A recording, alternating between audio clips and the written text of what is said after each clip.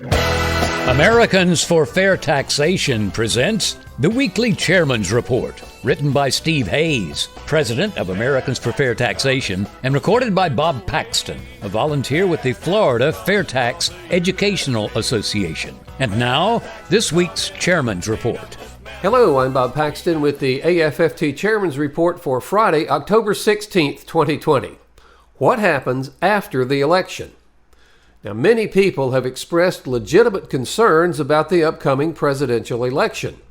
Because of COVID-19, many more people may be using mail-in ballots, and these ballots may take a lot more time to count. Now, let's look at the Electoral College. As most people know, the president is chosen by a vote of electors in the Electoral College.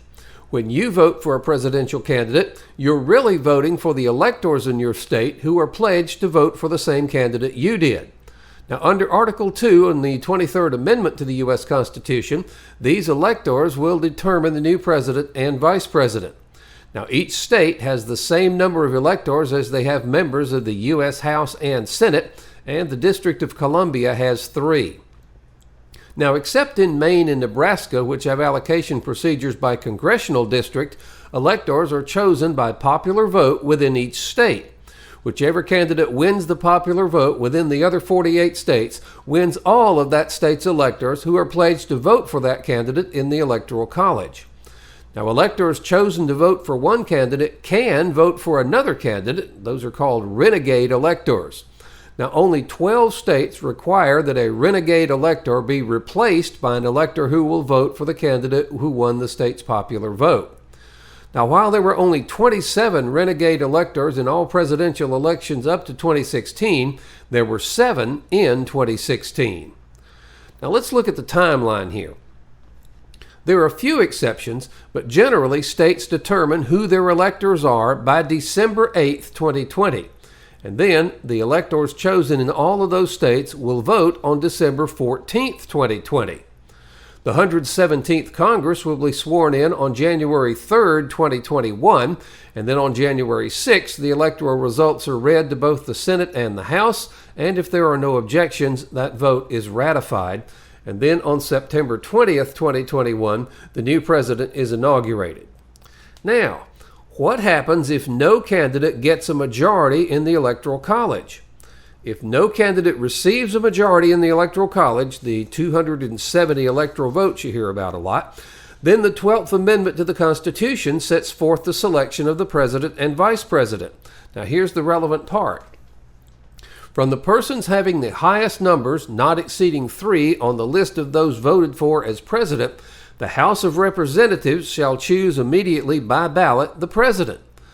But in choosing the president, the vote shall be taken by states, the representation from each state having 1 vote. A quorum for this purpose shall consist of a member or members from 2/3 of the states, and a majority of all the states shall be necessary to a choice. The person having the greatest number of votes as vice president shall be vice president if such number be a majority of the whole number of electors appointed, and if no person has that majority, then from the 2 highest numbers on the list, the Senate shall choose the vice president. A quorum for this purpose shall consist of 2/3 of the whole number of senators, and a majority of the whole number shall be necessary to a choice. But no person constitutionally ineligible to be the president shall be eligible to be vice president of the United States. Now, it's important to note that if the House has to select the president, each state has 1 vote. Therefore, the party that controls the majority of state delegations within the House is the party that will select the next president. The House will consider up to 3 people for whom the electors have voted, but again, the vote will be by state. If one party controls 26 or more state delegations and they all agree on the same candidate, that party will elect the president regardless of who controls the overall majority in the House. It's a bit simpler in the Senate. The vice president will be chosen by a majority of the senators. Okay, what happens if no president has been chosen by Inauguration Day, January 20th? The 20th Amendment provides that the terms of the president and vice president end on January 20th, 2021. If the House has not chosen a president, but the Senate has chosen a vice president by then the vice president becomes acting president until the House, as described above, chooses the president. However, if neither a president nor a vice president has been chosen by January 20th, then the Presidential Succession Act of 1947 applies.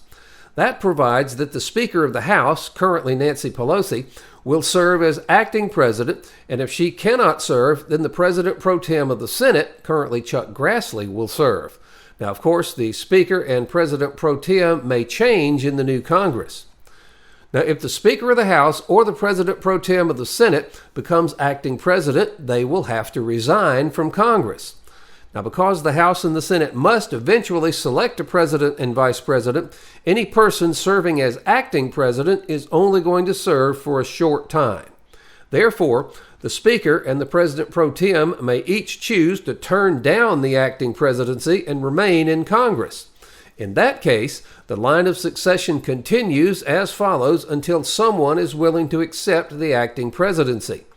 First, the Secretary of State, Secretary of the Treasury, and the Secretary of Defense, the Attorney General, and then the Secretaries of Interior, Agriculture, Commerce, Labor, Health and Human Services, Housing and Urban Development, Transportation, Energy, Education, Veterans Affairs, and Homeland Security. Now let's look at a source of possible disputes. Well, actually, there are a number of areas that can lead to controversy. For example, if a state does not make the required deadlines for appointing their electors, the president and vice president could be chosen by a majority of the appointed electors. In this case, a majority in the Electoral College would be less than the 270 electoral votes normally required. Now, this could lead to legal action regarding how that state certified its electors, and that would go to the Supreme Court in the same way as the Florida certification was decided in the 2000 election. In conclusion, all of us, regardless of who we vote for, should fervently wish that the November 3rd, 2020 presidential election is decided peaceably and without drama. Now, we all should remember this statement from Abraham Lincoln. Quote, "Elections belong to the people. It's their decision. If they decide to turn their back on the fire and burn their behinds, then they will just have to sit on their blisters." End of quote. Now, one thing's for certain. FAIRtax supporters will keep on working regardless of who is elected president. So if you have friends who don't know about the FAIRtax, send them to FAIRtax.org. Have them watch the whiteboards under how it works, and if they agree, ask them to please join us. Then, contact your members of Congress and the President and demand that Congress pass the FAIRtax, the only truly fair tax. This has been the Weekly Chairman's Report, written by Steve Hayes, President of Americans for Fair Taxation.